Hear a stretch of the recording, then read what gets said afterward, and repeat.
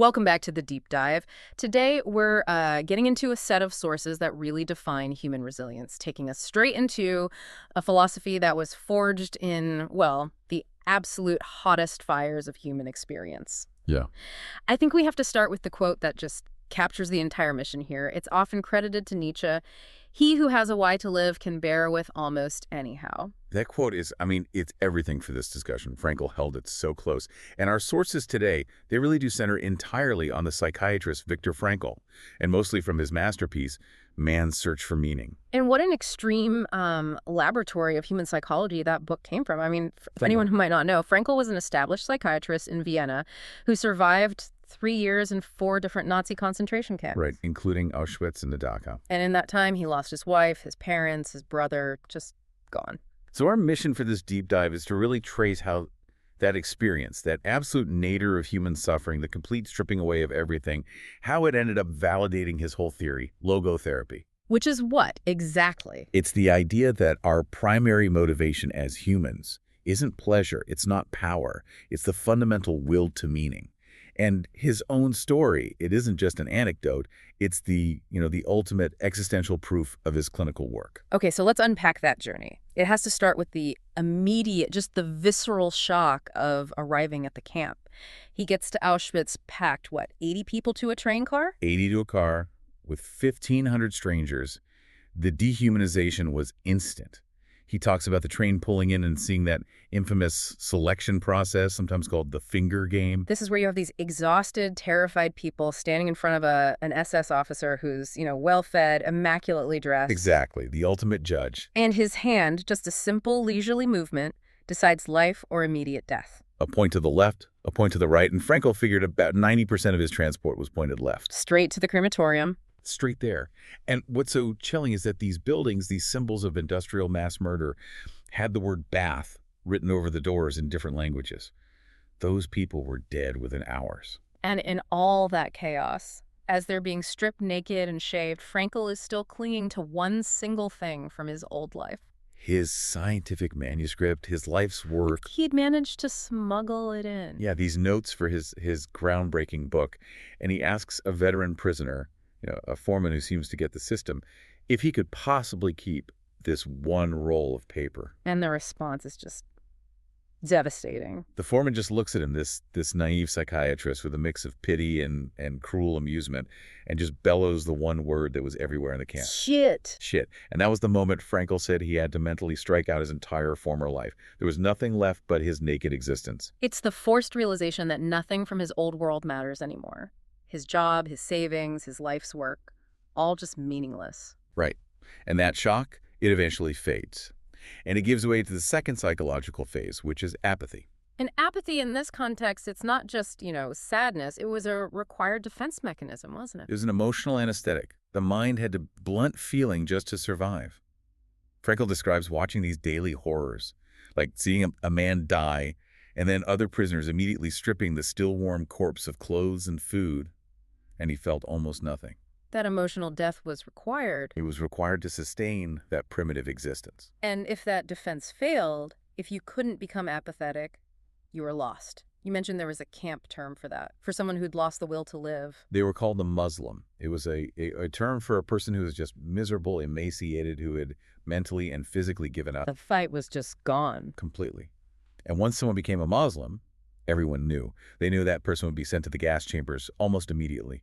It shows you how clearly the prisoners themselves could see when the will collapsed, long before the body failed. And the core of life just regressed to biology. Frankl said all their wishes were about food, fantasizing about meals, arguing over how to split a tiny piece of bread. Yes, and notably, the sexual urge, the driving force in Freud's psychology, was almost totally absent. But even in that cultural hibernation, as he called it, there were exceptions. 2 clear exceptions. The first was an obsession with rumors about the war, which was really just a proxy for hope. And the second was a really sincere religious life. People held these improvised prayer services in the corners of their filthy huts. So the body was primitive, but the spirit, for some at least, was fighting back. And this seems like the crucial bridge to his whole theory. How did those few people transcend that apathy? By turning inward, by finding what you called an inner fortress. Now, that's the key.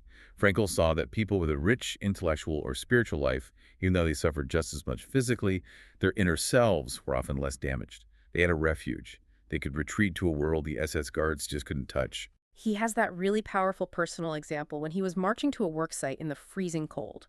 He's stumbling, slipping, his feet are in agony, and he starts to focus intently on the image of his wife. He starts having this vivid conversation with her in his mind. And in that moment, he has this profound realization What was it? that the salvation of man is through love and in love.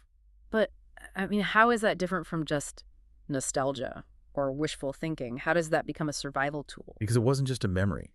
It was the realization that love transcends physical presence. He notes that the conversation felt just as real, just as satisfying, even if he had known in that moment that his wife was dead. Wow. The spiritual being, that inner bond, was the thing that mattered. And it was untouchable. It gave him this immovable internal goal. And that spiritual freedom, that's what lets him find meaning in the suffering itself. That's the core idea, isn't it? If life has any purpose, then suffering must have a purpose too. And that leads directly to the heart of logotherapy. The last of the human freedoms is the ability to choose one's attitude in any given set of circumstances. You can't control the circumstance, but you can always control your response. And that choice was what decided if a prisoner stayed a worthy human being or became, tragically, just a brutalized animal. And he saw the fatal opposite of that too. That losing belief in a future purpose led to this quick mental and physical decay. He called it a provisional existence of unknown limit. The body had to have a reason to keep fighting. And the most terrifying proof of this mind-body link was the story of the composer, F. Oh, remind us of that story. It's so chilling. F was a composer, a very sensitive man, and he'd had a dream. In the dream, he was told he would be liberated on March 30th, 1945. And this belief, this date, it became his entire focus. He clung to it. His why. His why. But then March 30th came, and there was no good news. The war was still raging. And his hope just disintegrated. His internal resistance collapsed. And the very next day, he became delirious and died of typhus. So the mind-body connection wasn't just a philosophical idea. It was a literal biological switch for survival. Lose hope, and the body stops fighting. Precisely. And Frankl himself, he had to develop this coping mechanism to avoid that kind of collapse, a sort of trick of scientific detachment. What did that look like when he was in pure agony? He talks about marching through the snow, feet frozen, worrying about the wire in his shoes. But instead of just giving in to the pain, he forced himself to view his own suffering as an objective, fascinating subject for a future scientific lecture. He used Spinoza's words as a mantra, right? Emotion, which is suffering, ceases to be suffering as soon as we form a clear and precise picture of it. By making his pain an object of study, it stopped being this paralyzing agony, and it became, well, research material. It's like he realized his deepest defense mechanism was his future theory. Okay, so let's formalize this. We're moving from the lived experience to the clinical theory. Logotherapy in a nutshell. Right. So logotherapy is known as the third Viennese school of psychotherapy. The first was Freud's psychoanalysis, which focused on the will to pleasure. The second was Adler's individual psychology, which focused on the will to power. So why is Frankl's will to meaning such a revolutionary break from Freud and Adler? Does it just change the philosophy, or does it change how you actually treat people? Oh, it fundamentally changes the focus of therapy. Freud saw neuroses coming from repressed sexuality. Adler saw them coming from inferiority complexes. But Frankl said, no, those are secondary. If you feel empty, it's not because you're not having enough sex or you don't have enough status. It's because your life feels pointless. The primary motivation is the will to meaning. That's the one. And when that's frustrated, it creates what he called neurogenic neuroses. Neuroses that come from spiritual or existential problems, not from psychological conflicts. This sounds incredibly relevant right now. What happens when that will to meaning is frustrated on a mass scale, like in modern society? We get what he called the existential vacuum, this feeling of profound inner emptiness, of meaninglessness. He argued that modern society, by stripping away both animal instincts and traditional values, it just left people in this void. He actually put a number on that, didn't he? He did. He said 60% of his American students showed signs of it, compared to just 25% of his European students. That's a huge difference. So this vacuum, it shows up as more than just depression. It's like a deeper boredom or aimlessness. Absolutely. The boredom often leads to what he calls Sunday neurosis, that specific kind of depression that hits people when the busy work week is over and they're suddenly confronted with their own inner emptiness. The autopilot turns off. And they realize there's nothing meaningful to fill the space. And he believed this vacuum is what underlies so many modern problems. Depression, aggression, addiction. People are just trying to fill that void with anything they can find. So to counter this, Frankl says we actually need tension, not comfort. I mean, Right. that's so counterintuitive to a lot of modern wellness thinking. It is. And this is where he really broke with traditional psychology. He said, mental health is not about achieving a tensionless state. It requires what he called new dynamics, that healthy striving, the stretch between what one is and what one ought to accomplish. So you need that tension. You need a worthwhile personal goal. But, and this is the key, it has to be a goal outside of yourself. That's what meaning is. It's not about just idling peacefully. It's about being a rubber band, stretched between what you are and what you're aiming to be. That tension is proof you haven't collapsed into that Muslim state of surrender. Okay, so if the goal is meaning and it's unique for everyone, how do we find it? Well, he says it's out there waiting to be discovered, not invented. And logotherapy teaches three main paths to it. What are they? First is the obvious one, creating a work or doing a deed, making a contribution. Second is experiencing something or encountering someone, so experiencing goodness or beauty or loving another person. And the third one ties it all back to the camps. It's the attitude we take toward unavoidable suffering. How do you find meaning in something purely destructive, something you can't change? By changing yourself. If you can't remove the suffering, you're challenged to turn that personal tragedy into a human achievement. You shift the focus from what happened to me to how will I He respond. gave that incredible example of the depressed doctor grieving his wife. Yes, Frankl helped him reframe his grief. He helped him realize that by outliving his wife, he had spared her the terrible pain of mourning him. And that simple shift in attitude transformed his immense suffering into a kind of selfless, meaningful act. That's a profound level of responsibility. He actually formulated a kind of maxim for logotherapy to encourage that, didn't he? He did.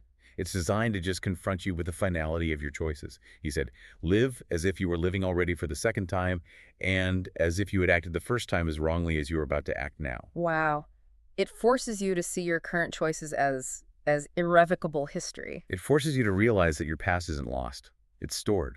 Speaking of choices, Frankl also had this really impartial view on the moral landscape inside the camps. It wasn't about who you were, but what you did. He said there are only two races of men in the world, the decent and the indecent, and you find them everywhere. He saw prisoner capos who were far more brutal than some of the guards. And he also saw acts of decency from the guards themselves. Yes, like the SS commander who secretly bought medicine for prisoners. The smallest kindness from a guard was so powerful because it defied the entire system of hatred. It was always about individual choice. So let's look at how logotherapy turns all this into a practical tool. He developed this amazing technique called paradoxical intention. Yes. It's a way of using humor to short-circuit fear. It's really effective for things like anticipatory anxiety. That's where fearing something makes it happen, right? Fear of a panic attack brings on a panic attack. Exactly. And the other side of that is hyperintention, where trying too hard to do something makes it impossible, like trying too hard to fall asleep. So the technique is to deliberately intend the thing you fear. Yes, you use heat-trained self-detachment. He had this patient, a doctor, who had a terrible phobia of sweating. Frankl told him that whenever he felt anxious, he should try to pour at least 10 quarts of sweat on purpose. And what happened? The fear just dissolved into humor, and the symptom went away. He broke the feedback loop. He did the same with a bookkeeper who had writer's cramp. He told him to try to write the worst scrawl he possibly could. And he couldn't do it. He couldn't. The hyperintention was gone. And all of this capacity to choose your stance, it leads to his final definition, tragic optimism. Tragic optimism. It's the ability to stay hopeful, to affirm life in spite of what he called the tragic triad of human existence, pain, guilt, and death. It's about creatively turning those unavoidable negatives into achievements. You know, his description of the actual liberation from the camps is the perfect validation of this. It wasn't just pure joy, was it? Not at all. There was a profound emotional lag. Everything seemed unreal, like a dream. He called it depersonalization. When people asked them, were you pleased? The prisoners would often say, truthfully, no. They literally had to relearn how to feel joy. And there was a moral danger in that sudden freedom, too. A huge risk. Some felt justified in acting ruthlessly after all they'd endured. He tells that painful story of a man who just wanted to trample a field of young crops as revenge against the world. Logotherapy insists that even when great wrong is done to you, You don't get the right to do wrong to others. The freedom of attitude remains. Always. So we've covered this monumental journey. Meaning is out there to be discovered. Suffering has potential meaning, and our ultimate freedom is our attitude. It's a huge framework. If you take one idea away from all this, let it be his thought on the transitoriness of life. We tend to pity old people. We see only the loss of possibility, what he calls the stubble field of transitoriness. But Frankl says we need to look at it differently. To look at what's been gathered. Yes, to look at the full granaries of the past, because what's stored in those granaries are the deeds you've done, the loves you've loved, and most importantly, the sufferings you've bravely suffered. So young people should actually envy the old. He argued they should. Because the old have realities in their past. They have achievements that are irrevocably stored and can never, ever be taken away. It transforms aging from a process of loss into a treasuring of what's been realized. That's a powerful reframing. The past isn't what we escaped, it's what we earned. What we suffered, we own. And it can't be taken away. It is the surest kind of being there is. A deeply profound thought to end on, transforming the anxiety of a limited future into gratitude for a realized, everlasting past.